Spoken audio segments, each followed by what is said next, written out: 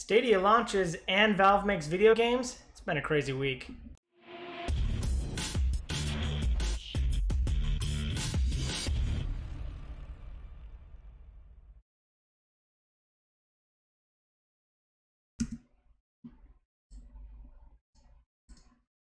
What up, viewers? What up? What up? Today is Saturday, November 23rd, and that means it's time for a quick recap of the week in video game news. Like I said in my intro, Stadia launched, if that's what you can call it, and yeah, first impressions are pretty bad. A lot of the communities come together to talk about their thoughts on Stadia. Last week, we were already getting articles talking about like, hey, they're doing this thing, so what about it? Kind of. The thing that I've been most critical of is like there hasn't been any like marketing around it. Maybe that's just because I work in marketing, or maybe it's just because I feel like awareness was very, very low. Like even the date wasn't announced until like even the date when Stadia officially launched wasn't announced until like 2 weeks ago, and that was like in an article. So I think the marketing around the Stadia launch has been pretty bad. I even saw a trailer this week that was like Ubisoft that was doing their own like, hey, we're coming to Stadia. And, you know, if a publisher has to like create their own video in order to make their community aware of the games that are coming to this new platform, like that kind of shows an issue. You would figure that Google Stadia would have like a grand trailer that would show all of their things, all of the things that are going to be on it, all the features, and that wasn't the case. In fact, they did put out a trailer at one point, and it was, I don't know who the target audience was. It was like jump cutties and like jump cut all the crap, and it was like super confusing and like, I don't know what it was trying to go for. It was like just like eye-gougingly trying to grab your attention. It was really weird, and it was targeted to probably a younger audience, which I don't know that they should be targeting it. Although in the commercial they did mention like, why buy a platform, which I think is kind of what Google Stadia is trying to go for, is like trying to kill traditional consoles because you can do this gaming in the cloud. But it was the trailer that eventually came out was just kind of bad. Yeah, people are talking about, you know, frame rate issues. They're talking about compression issues. So there are a lot of issues with Google Stadia. It is not the strongest launch of a video game platform that we've ever seen. I don't know whether or not it's the worst, but yeah, Google Stadia has many issues. I've actually gotten my Stadia box. It's actually pretty small, and so I don't know. There seems to be a lot going for it. I've seen reviews of the controller. I've seen which range from it's a pretty nice and cool controller to it's kind of clunky and it's easily scuffed. So yeah, if you've gotten your Google Stadia, let me know what you think. I've got mine in the other room. I haven't opened it up yet, but it's a small box that should have everything you need. So, but there's a very particular way that you have to set it up. I was emailed instructions on like a 20-step process of how to set up your Google Stadia right. So yeah, hopefully they add all the features that they said they would have, they get the ball rolling, and you know, maybe this could potentially be a console killer, but I'm not seeing it as of now. Reviews will be linked in the description below, but let me know what your thoughts on Google Stadia are. Moving right along, Half-Life Alyx. So I think by like Wednesday we'd gotten information about whatever Half-Life Alyx was, and everybody's like, Half-Life 3 confirmed, which I obviously jumped all over. Half-Life 3 confirmed. But it looks like Valve is actually making video games again, and they're starting by making this really primo piece of content for VR. I think this is their first entrance into the VR space. They have the Valve Index that is also coming out sometime around the same time. This is all slated for March of 2020. which is starting to be a pretty busy month, considering Doom got pushed into that month. Animal Crossing was already there. There's a couple others. There's a couple at the beginning of the month, I think.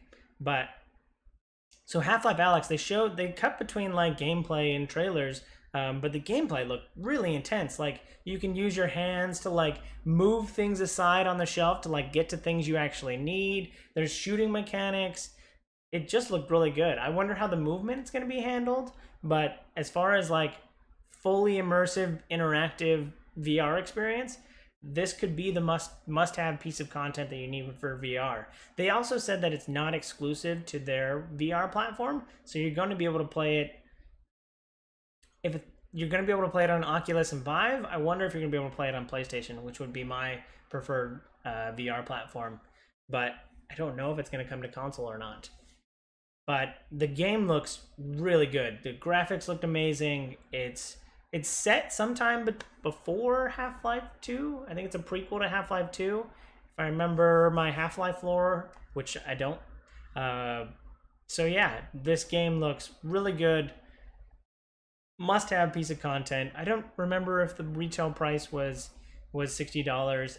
I think they also give you the game free if you pre-order the Valve Index. So which was like $1,000, which whew. Talk about entering at a high price point, but also like with this must-have piece of content, you know, that's gonna be I think that's a tricky move, because I think consumers are going for cheaper unplugged VR headsets, and entering with corded expensive VR might not be the best move. But what do I know?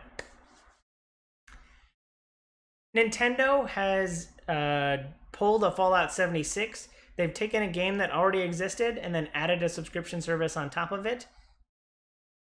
I don't know how they thought that would be a smart move. More proof that Nintendo doesn't understand digital retailing. But so they've taken Animal Crossing Pocket Camp, and now you can pay $5 or $6 a month, and you'll get. I know very little about Animal Crossing, so I think you get like Leaf tickets, and then you can use those tickets to buy more things. And I think there was like 2 tiers of subscription. This was all just a cursory glance at what you can do, but I don't understand why you would do that. You've taken, maybe it works in mobile since mobile's free, and then you just add on a subscription service. Maybe I'm just mad at them for what Fallout 76 did. Which I still like Fallout 76 as a game, but I'm not talking about Fallout 76. So yeah, Animal Crossing Pocket Camp has now added a subscription service. I wonder if anybody's going to use it or not. We also got the announcements, the nominations for the Video Game Awards this week. The top contenders are The Outer Worlds and Death Stranding, which kind of pointed to. I'm trying to think of like at the beginning of the year, like any of the really good games. Resident Evil 2 was on there for Video Game of the Year. Sekiro was on there for Video Game of the Year. I'm missing one. Control, Sekiro, Resident Evil, Death Stranding, Outer Worlds. I feel like there was a 6th, but I can't quite remember what it is right now. But I guess they've got a full bag. I'm trying to think of what would be missing from that list. And I'm coming up blank. I haven't played most of those games, so I guess Plague Tale. I guess I would have imagined Plague Tale being at the top of the list. That was like a smaller indie game, so I don't know if that jumps to the top. Yeah, but the nominations are out. So let me know what you think. I'll have a link down below so you can vote. I love the Video Game Awards. I run a competition at my work for people who can guess the most, get the most correct answers. And I usually come in about 2nd or 3rd every year. I always get some random person that beats me. But I think last year I defended my title. I'm not quite sure. But anyway, the Video Game Awards are out. Do you feel like anything got snubbed? Do you think that Death Stranding's over-indexing because Kojima and Jeff Keighley are like this? You know, I didn't say it, but maybe. But yeah, the Video Game Awards nominations are out. Let me know what you think down in the comments below. Amazon mentioned in a weird one-off article this week that they are going to enter into the video game subscription space, kind of like where Stadia. I think they directly targeted Stadia in their announcement. You know, if Google can't do it, you know, is Amazon going to be able to just walk in and take the cake? I don't think so. But you know, Amazon does have a very strong infrastructure of like data warehousing and all that kind of stuff. So, but they haven't really played in the gaming space before, and so this would be like their first entrance into the whole gaming space in general. I feel like Google at least plays around in that, although, yeah, I don't know. Amazon data warehousing or like any of that kind of stuff is very powerful. So yeah, maybe they're pulling a PlayStation 4, Xbox One where Stadia is the Xbox analog of like entering in and talking about how they're not gonna have discs and everything's gonna be online only, and then Amazon and / PS4 have to just like wait around and like just correct all the mistakes that the previous person did and then enter in and win. So I wonder, I'm, you know, trying to create a parallelism here, but yeah, Amazon could be a good contender. If anybody could go up against Stadia, I think it would be Amazon. So hopefully they can get it right, because Stadia is getting a lot wrong right now. Speaking more about Valve and what they're doing, Steam now allows you to play couch co-op games online. So, like, I didn't read too much about what this was, but just the idea of like being what I feel like I understood what they were going for. Like, if two people wanted to play, well, they wouldn't be able to play Diablo, but if two people wanted to play a couch co-op game with another two people that were online, then they could play in the same kind of area. I don't know, it seemed really cool, but it didn't seem too impressive. Maybe I don't understand the technology that's going on here, but yeah, Steam allows you to play couch co-op games online with your friends. So looking forward to seeing what that's all about. It's about that time of year to start shopping, and so PS4 has already gone live with their Black Friday sale, which, you know, is a little early. I think that led to Epic going early with their Black Friday sale, and but all the other retailers aren't going live with their Black Friday sales until next week. But they, you know, the digital ones are already live, so if you want to start buying your games digitally, if you want deep discounts on all the games that are in the Video Game Award nominations, this might be the time to pick those up. But on the more traditional hardware retail side, there's also a great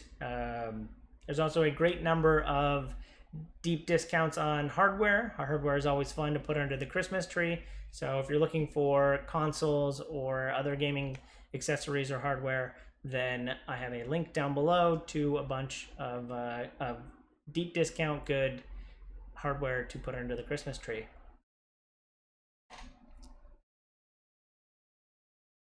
Moving right along, we got 12 minutes. I saw 12 minutes of Minecraft Dungeons gameplay. And at first I was really excited about Minecraft Dungeons. I thought, hey, this is a new way that I can, you know, interact with Minecraft. I like Minecraft as a game, and I like top-down dungeon crawlers. But something, I don't know, it wasn't until I like typed up, you know, what my thoughts about it, that I just feel like there's a mismatch between like the Minecraft, you know, 8-bit aesthetic and the like top-down gameplay. Also enemy variety. Maybe that's part of my naivete in Minecraft. Is there going to be enough enemy variety or to carry me through, you know, however long this game is? I'm not quite sure. And so, you know, looking forward, I am interested in a top-down Minecraft, you know, dungeon crawler, but something about the art style kind of rubbed me the wrong way, and it got me thinking deeper about, you know, enemy variety and more gameplay and difference in classes and all that kind of stuff. Or is everything's going to be like item based and my class is more like the items I have equipped and that I use? that's interesting, but I don't know if that's going to be enough to carry me through the entire game. And already I don't feel like it's a $60 game, but or at least I wouldn't want to pay $60 up front for it. But maybe my mind will be changed with more information that comes down the line. Last but certainly not least, the success of Resident Evil 2, including its numerous Game Award nominations, has led to Capcom speaking out that they are considering, or they are starting up work on a remake of Resident Evil 3, which great. Let's go through the whole series. Let's remake them all. You know, I'm not one of those people that like poo-poo, you know, publishers going back and fixing and bringing older titles to a new generation. But I do understand sometimes the, like, why not just make a new game? Why not just make Resident Evil 8 if you're going to take as much, you know, about as much time to go back and remake an old game? But I'm excited for it. It gets me into games that I wouldn't have played otherwise. The first Resident Evil game I played was like Resident Evil 6, and that was like when it was free with Xbox 360 Game Pass and or Games with Gold. And then I played 7 because, you know, new console generation, and I jumped onto that, and the game got a lot of hype. And then I went back and played Resident Evil 2 because the game looked gorgeous, and I want more of that, you know, that vibe. I know the Resident Evil series is kind of split between like third-person action shooter and first-person horror, and that's what got me into Resident Evil 7. But yeah, I am excited for these kind of remakes. Final Fantasy 7, I will be the first to admit that I have not played Final Fantasy 7 at all. You know, I played Tactics back in the day, but yeah, I didn't play Final Fantasy 7. I played 14 mostly because it was an MMO. So I am kind of looking forward to going back and playing Final Fantasy 7 Remake, just to see what that's all about, just so that I can finally get in on all of the Final Fantasy hype. But now I've gotten way off topic. What are your thoughts on the Resident Evil 3 remake? Do you think they should just move on to the next game in the series, or are you okay with publishers going back and remaking older titles? Let me know what you think down below. Thanks for watching. Hope you enjoy this content. If you do, follow, like, and subscribe to me on YouTube and Twitch. Links down below in the description, so you can see more great content like this. Thanks again. Hope you have a super day. Hope you have a super weekend. And hope you have a super day. Bye!